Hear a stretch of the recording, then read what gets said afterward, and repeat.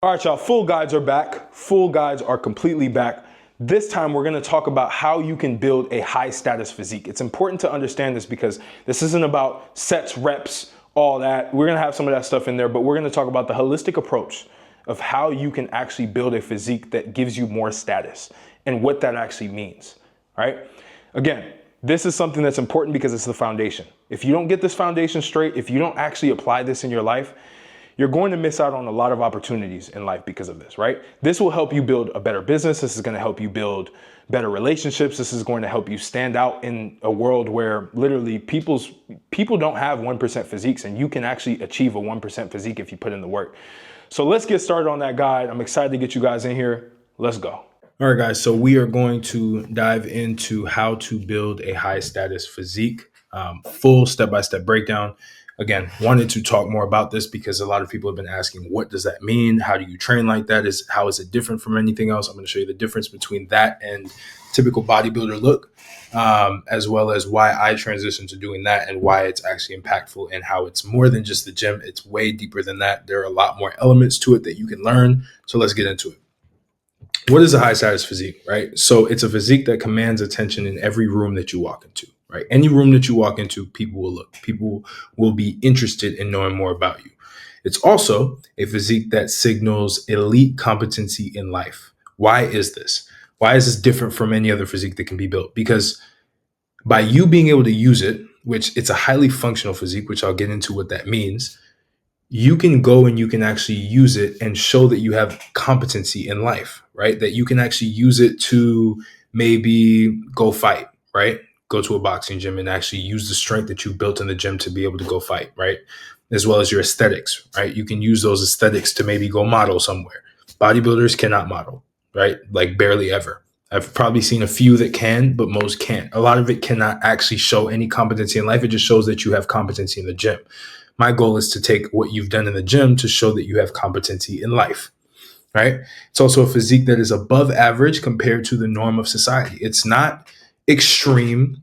It doesn't look like you've taken steroids. It doesn't look like anything like that. It literally looks like above average, because if you didn't know, the average physique is not anywhere near what you would think, right? Get out of the echo chamber of YouTube and content and fitness influencers, and you'll literally see that most people's physique is below average, actually. So it does help you kind of level up in terms of that and get to that 1% category. It's not hard to get 1% of society, get to the 1% of society that actually has a really high status physique, right? It also opens doors of opportunities for you in life because, as you're going to see when you build it, a lot of people are going to start talking to you. You're not going to need as many icebreakers. You're not going to be as nervous speaking in conversations. People are going to want to know more about you. They're also going to want to introduce you to other things that they do. So it's highly important for you to actually start to showcase this in your day-to-day life, right? High status physique basically takes the body and what you've built out of the gym and it puts it into a life situation, a life simulation, and you can now utilize it to get what you want in life, in business, relationships, whatever that looks like. So let's do this, right? Let me move this over a little bit. So high status physique versus bodybuilder physique, right? What's the difference? Why is there a difference? All right, let's talk about it. So high status physique looks great in any setting, clothes on or off, without being too extreme or too intimidating. Yes, this is a real psychological thing, right? When people see the whole like, oh, I'm this and that, like they start to make it seem like it's like a weird thing, right? It's like, oh, he looks like a mutant, right? Like the bodybuilders, they look like mutants. You can see the pictures between that, right? Which one would you rather look like? Would you rather look like Dino, or would you rather look like,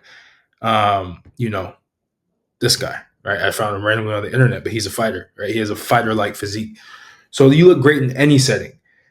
You're focused on the combination of aesthetics, athletic performance, and overall functionality. This is very important, right? You're not just focused on how big can these muscles get. You're not focused on how lean can I get? Can I get to 5% body fat, which is what most bodybuilders, they strive to be when they get on stage. You're focused on the overall functionality and how you can use the muscles that you built and how you can actually use the physique to fit in the clothes that you want to wear, right? It also projects health, confidence, and dominance. And it's aligned with being a leader or somebody admired in professional and social settings, which is highly important, right? You look really, really good in clothes if you have a high status physique without appearing too bulky or too blocky. You look like perfect. It looks like literally the clothes are made for you, even if it's not tailor made. This is the cheat code. Even if it's not tailor made, you can still look the best, right? People admire the physique because they don't feel alienated by it, and they're not overwhelmed by it at all, right? It's not like, oh my, this is too much. Like, it's like, wow, he looks really good. Like, he looks healthy, and like, he does things in real life, right? Like, maybe he's an actor or something along those lines. So you want to get that type of effect socially. It's also achievable. That's another thing. The high status physique is highly achievable. You don't need extreme dieting. You don't need excessive gym time, like 3 or 4 hours in the gym, talking about how you're, working out, training away your demons and stuff. No, it's way easier to maintain, and it's more for like busy, high performing people. I'm assuming that a lot of you guys, hopefully, you are making money, right? You're also moving up in life, and you don't have the time to literally be in the gym all day to try to look like Dino, right? This is literally his job. His job is to be in the gym and to build his body as big as humanly possible. It's literally what he's created to do, right? So that's not you. So going to the bodybuilder physique, how does it differ, right? So it sacrifices versatility and agility for size and definition, right? Obviously, you can literally see that. It's very, very obvious. It's also focused on stage presence rather than real world practicality or just universally or a universally admired look. They don't really care about that. They just want to push to the extremes and get to where they want to get to. Large quads, delts, lats that just create this cartoonish appearance outside of like bodybuilding context, right? It's like they literally just don't even look human in a bad way. They just look weird. You're just like, bro, why did you do this to yourself? Like, it's not even appealing to people, right? And then they'll be like, well, I'm doing it for myself. I'm training for myself. I want to be as big as possible for myself. No, you want to be as big as possible because, well, you were bullied when you were young and you want to overcompensate for that. That's okay. I get it. But don't fool yourself now, right? Don't fool yourself. Lack of mobility, endurance, agility. You throw a bodybuilder in a fighting ring, they'll get knocked out real quick. They don't know how to. They can't even close their hands to block like this. Like they literally. That's how I felt when I first started. I could barely bring this in. I was like right here, like my elbows were out, and now it's like here because I've improved my flexibility. I've improved my mobility. I've lost a little bit of muscle tissue, but not a lot for it to look like flat or anything like that. But just like excessive muscle tissue I didn't need, right? To be able to punch more fluidly, to be able to move more fluidly. I feel a lot better. So yeah, that's a big one. And it's also, it requires an extreme commitment to specific training and dieting. Nobody has time for that. Nobody has time to give extreme commitment to building their body, right? Like you should be doing that in an hour's worth of time. And the food should literally be a no-brainer. It should be easy frameworks that you can follow, that you can just do on a regular basis. So yeah, that's my take on that. And honestly, bro, this is the craziest part. Bodybuilder physiques are admired in the fitness community, but it can be overwhelming and unrelatable in the general public, right? Like nobody really cares. Like if you're a bodybuilder, like guys walk in puffed up, like, oh, I'm this guy. It's like, bro, nobody really cares. Nobody cares that you spend 6 or 7 hours in the gym. If anything, they're just like, bro, what life do you have? They might admire your commitment to it. I think there's honor in the commitment to doing that, but that's really it. Like there's really no ROI for becoming a bodybuilder at all, unless you literally want to do that as a career and you are pretty much getting close to winning Mr. Olympia. There's no point unless you're super young and you want to do that. But then also you have to use steroids, which then I'm also against using anabolic steroids. Not a big fan of that. So it doesn't even make sense. Right? It makes zero sense. All right. So next, let's keep going here. The framework. So the framework, we're going to talk about how you can do this for yourself, right? How can you build a high status physique? I'll just give you the framework of what I use and what I give to my clients now. And, if you're interested in working with me, I could definitely help you with that. Again, building my fitness company now, I'm back into that. That's the business I chose to want to do just because, again, I talked with my mentor and that's a long story. That's another video. But for now, we'll get into the frameworks. Won't bore you too much on that. So step one. Identity shift, mindset. Yes, this is not what a lot of fitness people talk about on the internet. They talk about this is how much protein you need to eat and this is how you lift. No, it's deeper than that. It's an identity shift at the end of the day. I'm going to treat you guys like clients, right? This identity shift is basically going to figure out who do you want to become, right? So to get to where you want to be, you have to transform your self identity, right? So you have to imagine like, okay, who are you that has this high status physique, right? Who would you be once you have this physique? Tell me that, like literally write down the style of that character that you're envisioning, that future version of yourself, the food interests that they eat. What would they eat? What would they not eat? And why would they not eat it, right? The training style that they would do, the traits that they would have, the daily habits that they would take on. Like, what do they do on a regular basis? What don't they do on a regular basis? Their values, what they stand for, what they're against, right? Like how they treat friends, how are they around people? Are they social? Are they eating out? Or are they taking Tupperware and going somewhere and measuring food? Like all of this stuff. Imagine what you actually want to be. That's very, very important. You may think this is airy fairy, but this is actually how you're going to stay as consistent as possible. And this is how you're going to change from day one. This is how I'm able to change my clients from day one. It's the identity shift.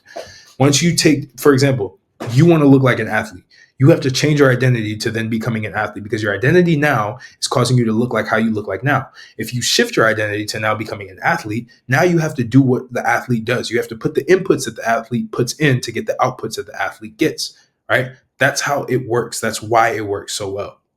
So you start to mimic those habits today and essentially just merge yourself with that future character of yourself. Very, very important.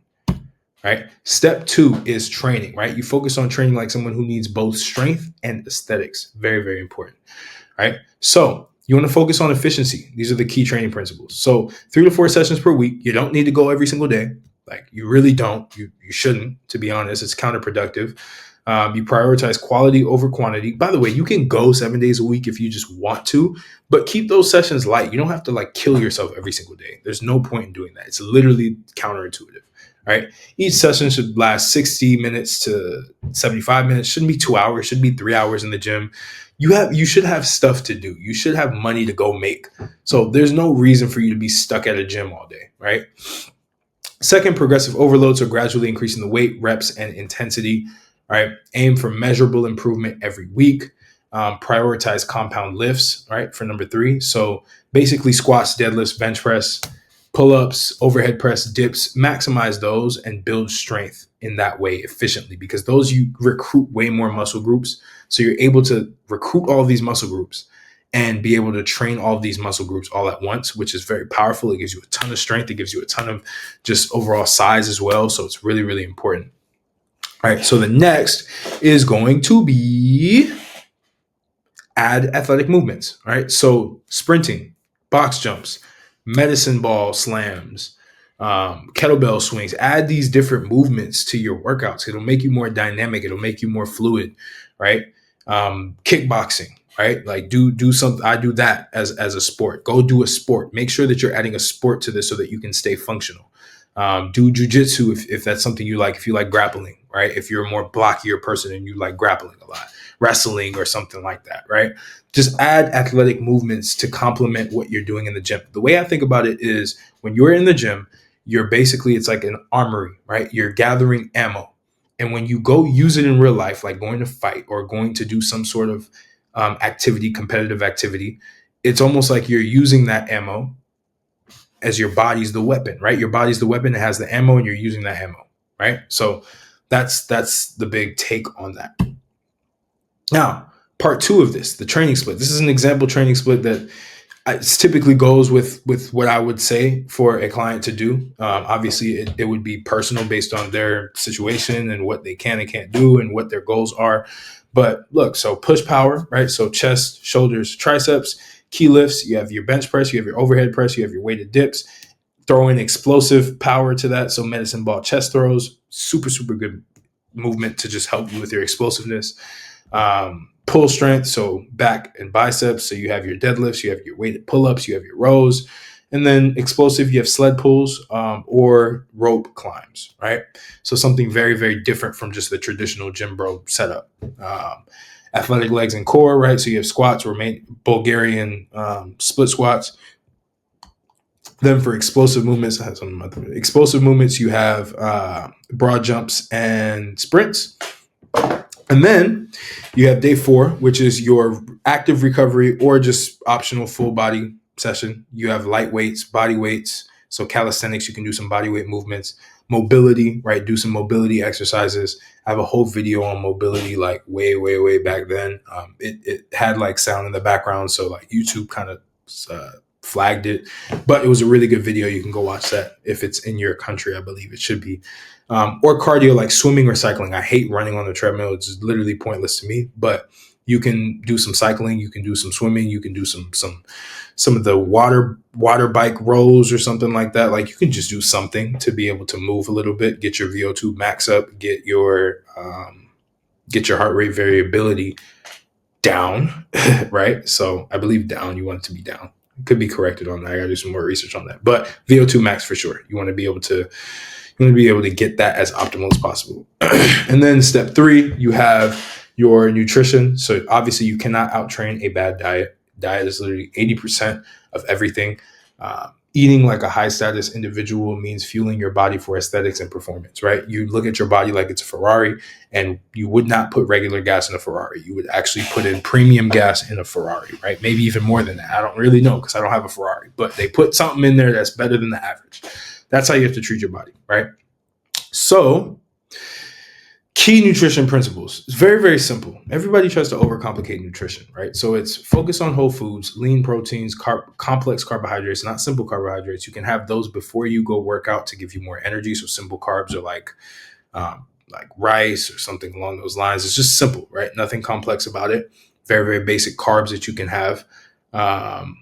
Healthy fats, right? So you have your omega-3s, fatty acids, you have nuts, you have, pause by the way, you have olive oil, you have all of avocados. These are all healthy fats, right? Fish oil, and a lot of vegetables, right? Greens. That's something I struggle with too. I don't really eat as many greens as I should, but that is one thing that you need to add as you're focusing on whole foods. Also, step 2, very, very simple, right? Either you lean bulk or you lean cut strategically. So you aim for a slight caloric surplus for muscle growth or a slight caloric deficit for fat loss. Figure out what your baseline is and then just subtract 200 to 300 calories and make that be the amount of calories you need to consume every single day, right? And cycle it basically. When you are working out, you consume more calories than you usually do. When you're not working out, you consume less than you usually do. That's how I would do it, right? Unless you're just on a lean bulk, I would just keep the calories up by that same amount or increase them even more, to be honest, when you are training.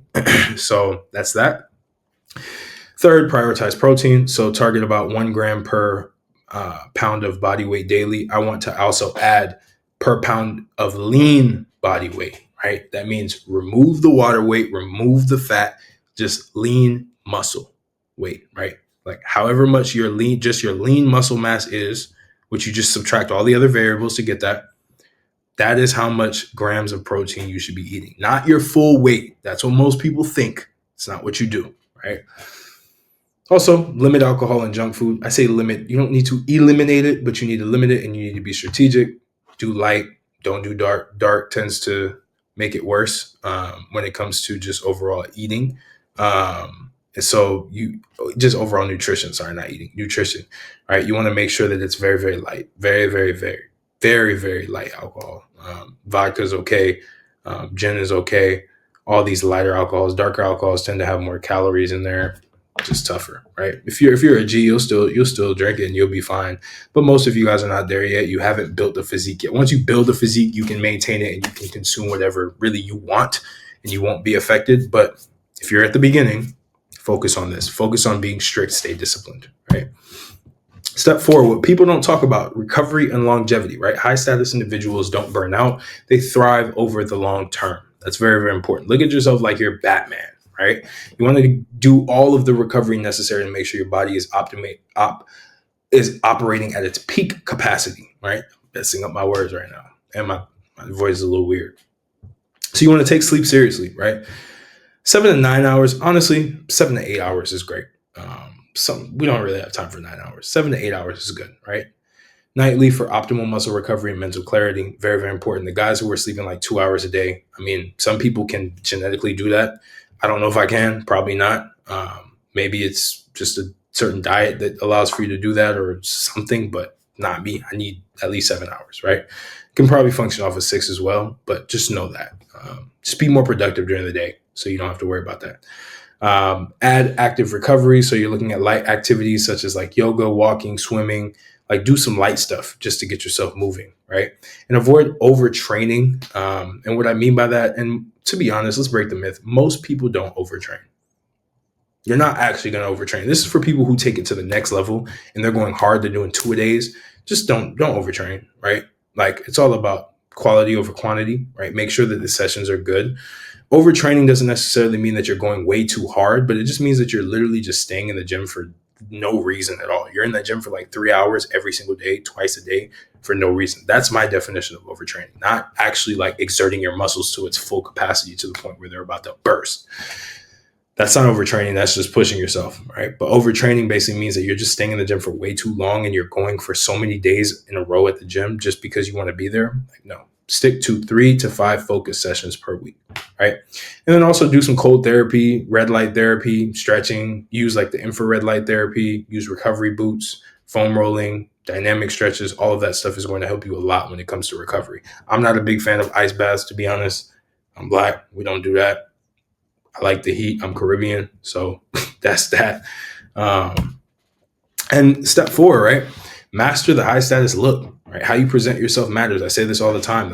The high status physique should enhance your overall appearance, right? So your clothing fit. What does that look like? Tailored shirts, black, earth tone, simple, right? That's kind of like how my wardrobe really looks. May have some pastel colors here and there, but pretty basic, right? Slim and tailored pants that highlight your physique. So no, avoid baggy clothes. Like baggy clothes are for super skinny people who are insecure about how they look. Like that's not for you that's trying to have this high status look, right? 2 is posture, right? Stand tall, shoulders back and chest out. Shows confidence, shows that you actually know what you're doing. Do the back exercises. They're going to help you with your posture, right? Grooming, keep a clean haircut, trimmed facial hair, and good skincare, right? Very important to have that. If you have all of these things, you will master that look. You will maximize the way that you look. Looks maxing, I guess. Right? So 3rd is be consistent. I added this for no reason, but just be consistent. I'm going to put this in the middle because you need to know this, right? Be consistent. Do this consistently for literally 3 to 6 months and tell me that you're not going to change the way that you look. Tell me that you won't establish that high status physique that you're looking for, right? Be very consistent with it. You need that, right? And obviously, if you want to work with me to build a high status physique in the shortest amount of time with the best guidance from me, I've done it for myself. I've done it for other clients as well. Click the link in the description, book a strategy call with me to get started. We'll see if it makes sense to work together. If it does, we'll proceed. We'll make things work for you. And we will literally help you build that high status physique that is a 1% physique that nobody can take away, that you worked for, that you will have as long as you maintain that for the rest of your existence. All right. So I appreciate y'all and I will catch you on the next video.